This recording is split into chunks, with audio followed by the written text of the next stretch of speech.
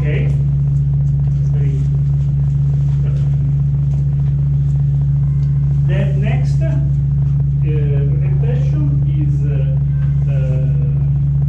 correlation, non-energy based fatigue books and fatigue design approach by Ricotta, Azzoni and Meneghetti.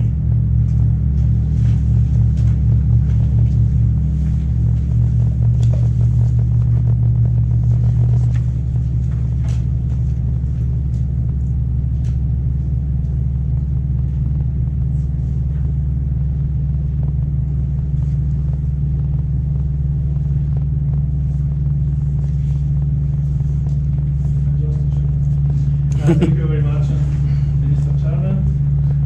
Good evening, good afternoon, sorry, everybody. The paper is Correlation among Energy-Based Fatigue Curves and Fatigue Design Approaches. The author of this work are me, of course, and Professor Meneghetti from the University of Padua. Everybody knows that design against fatigue is a key aspect for structural designers, in particular when notch effects are present. And the fatigue strength of notch components is usually evaluated by starting from the fatigue strength of plane specimens, which is expressed by means of equation relating a damage variable with the number of cycles to failure. Stress, strain on energy-based approaches are available in literature to correlate the fatigue strength of plane materials. And concerning the energy-based methods, some of them are based on assumption of linear elastic material behavior. Others require the knowledge of cyclic elastic plastic material behavior. Last year, we have tested a specimen made by AISI 304 low carbon stainless steels, carrying out axial zero mean stress fatigue tests on plain and bluntly notched specimens, where the geometry is shown here. You can see a central hole having a notch tip radius equal to 8 millimeters, a hood-shaped notch having a notch tip radius equal to 5 millimeters, and a 90-degree opening angle having a notch tip radius equal to 3 millimeters. And we have found that neither the net section nor linear elastic peak stresses are able to rationalize in a single scatter band the fatigue behavior of a plane and bluntly notched specimen. On the contrary, the fatigue strength was successfully synthesized in a single scatter band by considering different form of energy, the dissipated heat energy density per cycle, named the Q parameter, the elastic plastic strain energy density evaluated under the cyclic stress strain curve as fatigue damage indicator, and the linear elastic strain energy density average in a properly defined structural volume according to the method proposed by Professor Lazzarini and Zambati in 2001, but take into account for plasticity at the fatigue limit. The aim of this paper, therefore, is to try to analyze the correlations among the energy density-based approaches developed for plane and notch material on the basis of full compatibility conditions that were originally proposed by Morrow in 1965. Some very known equation. The basic equation that we have used in this paper are the very known Mason-Coffin curve which correlates the strain amplitude. The strain amplitude, is divided in its elastic and plastic part. And to use the Mason-Coffin curve, we need to estimate 4 material parameters, and then we have used the stabilized cyclic stress strain curve, which depends on other more 2 parameters, material parameters. And during the fatigue test, we have monitored the evolution of the plastic strain energy density per cycle, the area with that cycle, and monitoring the evolution of delta WP. Is it possible to evaluate the plastic strain energy density? I don't know what's that. Plastic strain energy density at failure, that is the integral of delta WP along the fatigue life of a single test specimen. In the past, Felten, Morrow, and Lin proposed to adopt the plastic strain energy density per cycle as a suitable fatigue damage indicator, and Halford, 1966, proposed to adopt the plastic strain energy density factor, WFP, as useful Fatigue damage indicator. Morrow, 1965, underlined the presence of some analytical correlation, a well-known compatibility condition, among strain life and cyclic stress equation, and some full compatibility conditions which correlate the strain life and the energy life equations. Therefore, in this paper, we have introduced a sort of new energy-based fatigue curve, the elastic plastic strain energy density life curve, taking into account the strain energy density below the cyclic stress-strain energy curve. The WC can be written in its elastic and its plastic part that can be easily correlated to the elastic material properties of the investigated material. It's a sort of Mason-Corfick curve written in terms of strain energy density below the cyclic stress-strain curve. We have carried out strain control fatigue tests on hot roller 6 mm thick austenitic AISI-304 low carbon stainless steels with some material property and the chemical composition is reported in the table. And we have measured the evolution of delta WP along each fatigue test. And you can see here that the delta WP is almost constant along all the fatigue life. You can see here the number of cycles normalized with respect to the number of cycles to failure for different applied strain amplitude. You can see that the delta WP is almost constant. And then by integrating delta WP over the total fatigue life, we can evaluate the strain energy density fracture. And then we have fitted the experimental results in order to evaluate the slope of this curve and the intercept at one reversal to failure. Therefore, we can derive by the full compatibility condition, we can derive the delta WP life curve. You can see here the experimental results. Each point is the area of single histology cycles at different number of cycles to failure. And you can see here that by adopting the full compatibility condition, we can derive the delta WP life curve that is very good agreement with the experimental results.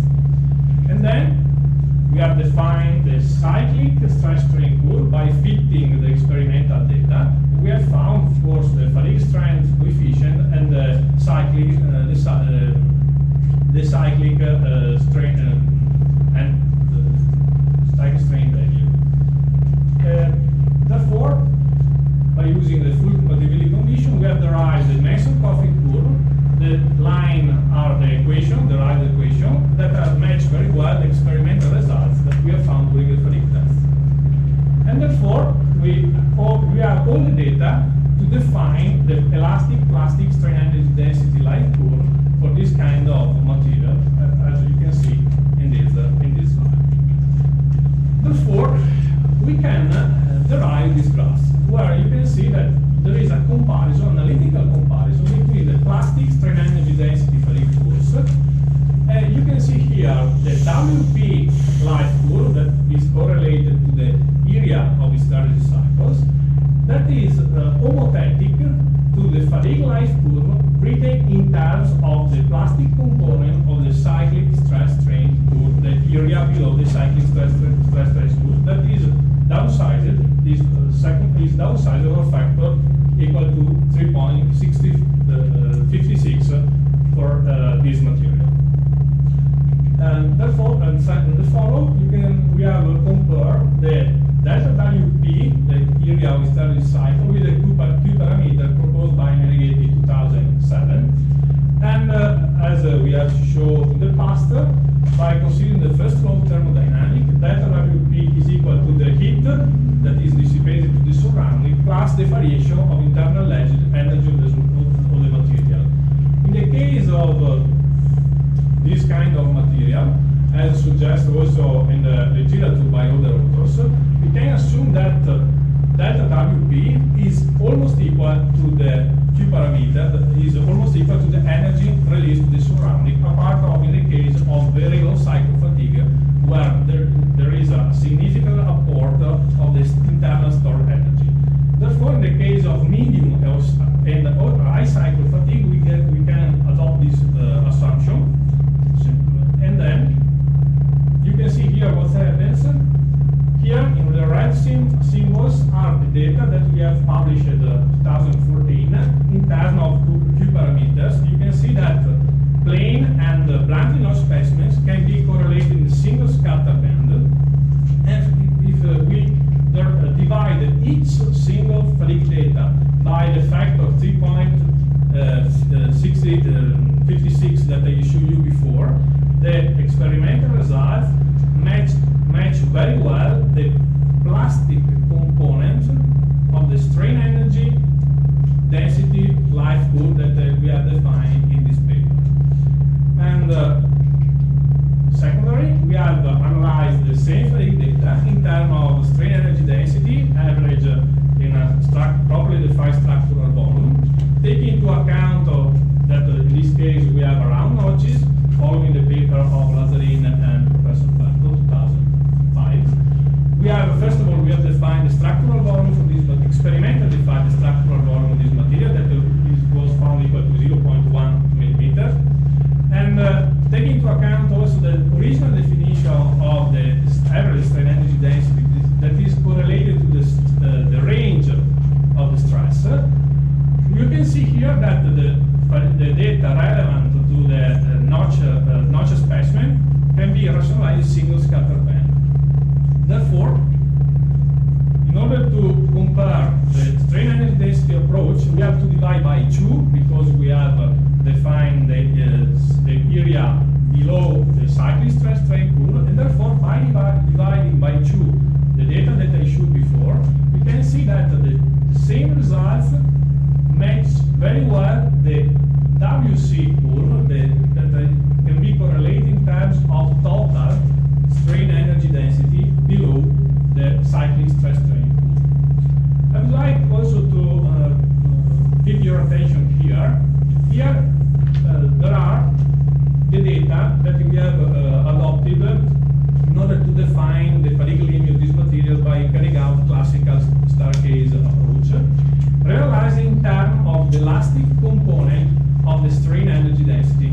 Why the elastic component? Because during this test we didn't use the extensometer, and therefore we cannot calculate experimentally the plastic component of the strain energy density. But if we calculate analytically, because we have all the data to evaluate the plastic component of this material, because it was completely defined and experimentally characterized, we can see that also the data that fall in the high cycle fatigue can be rationalized in terms of total cyclic strain energy density curve, and therefore the average set approach can be directly correlated with the cyclic stress strain curve below the strain energy density. And then to conclude, in this paper, we analyzed the constant amplitude Fourier reversal strain control axial fatigue behavior of stainless steel plain material in terms of different form of energy, the plastic strain energy density per cycle, the total strain energy density to fatigue fracture, and the plastic strain energy density evaluated under the cyclic stress strain curve.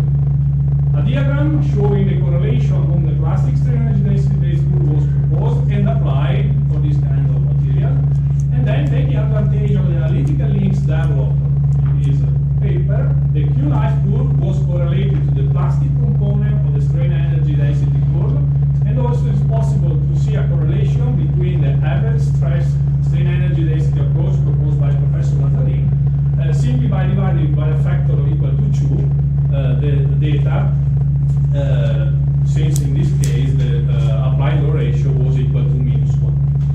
Thank you very much for your attention. And you very much for your presentation.